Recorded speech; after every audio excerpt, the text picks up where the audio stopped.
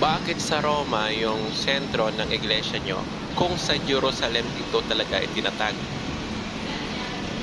Okay, ito yan. Okay? So, yung Jerusalem na nasa Israel ngayon, okay? So, yun naman talaga yung lugar kung saan tinatag ni Kristo ang kanyang iglesia.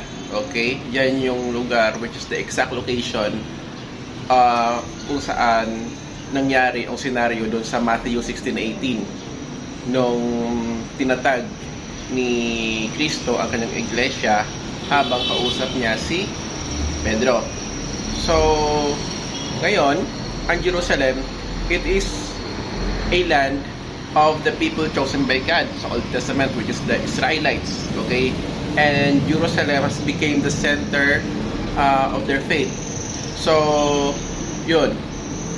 Kaya ang Jerusalem yung naging witness ng lahat ng mga kadakilaan at mga gawa ng Diyos.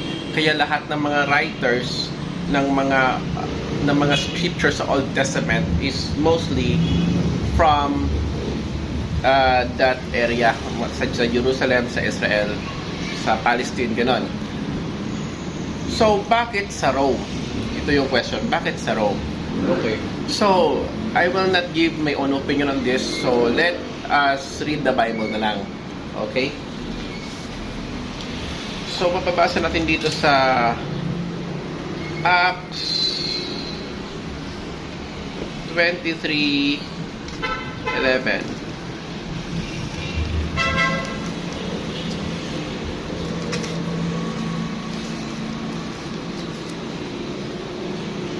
Okay. Acts 23:11, ito yung nakasulat. Okay? Nung gabing iyon, nagpakita ang Panginoon kay Paul at sinabi, "Huwag kang matakot. Naging witness kita dito sa Jerusalem at ganun din ang gagawin mo sa Rome." Anong sinabi ng Diyos? Naging witness ka sa akin dito sa Jerusalem, nung nasa Jerusalem si Paul, at magiging witness ka rin sa akin sa Roma. Okay. Bakit sa Roma? Ito yung question. Bakit sa Roma? Babasahin ko na lang din yung nakasulat dito mismo sa Biblia. Okay, basahin naman natin yung sa Romans 1:7. Okay, actually Protestant version ito, ang Biblia Pinoy version. So, ito yung nakasulat dito. Okay? Romans 1:7.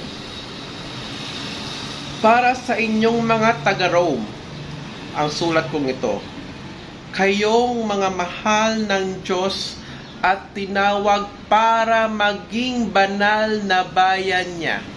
Ulitin ko. Para sa inyong mga taga-Rome, ang sulat kong ito, kayong mga mahal ng Diyos at tinawag para maging banal na bayan niya. Ano yung Roma? Tinawag ng Diyos para maging banal na bayan niya.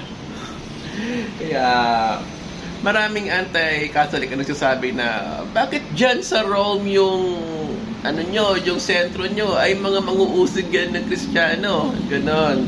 Si Emperor Nero at sino-sino pang mga emperor, sila yung nanguusig sa mga Kristiyano noon. Pero note,